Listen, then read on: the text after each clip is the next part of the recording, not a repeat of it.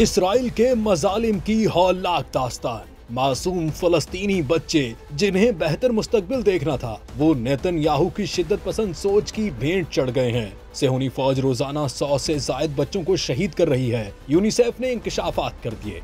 UNICEF का कहना है कि इसराइल की जानिब से जंगबंदी की खिलाफ वर्जी के बाद 18 मार्च से शुरू होने वाले ताज़ा हमलों में रोजाना की बुनियाद पर तकरीबन 100 फलस्तीनी बच्चे जाँ बहक और जख्मी हो रहे हैं। गैर मुल्की मीडिया रिपोर्ट्स के मुताबिक फलस्तीनी पनाह गुज़ीनों के लिए अक़वाम मुत्तहिदा की रिलीफ एंड वर्क्स एजेंसी एनरवा के सरबराह फिलिप लाजारिनी ने इस सूरत हाल को खौफनाक और इंसानियत पर दागदार करार दे दिया है। उन्होंने इस बात पर जोर दिया है कि बच्चों का कत्ल बिला जवाज है। फौरी तौर पर दोबारा जंगबंदी की जाए ताकि बच्चों की जिंदगियों को तहफ़्फ़ुज़ मिल सके।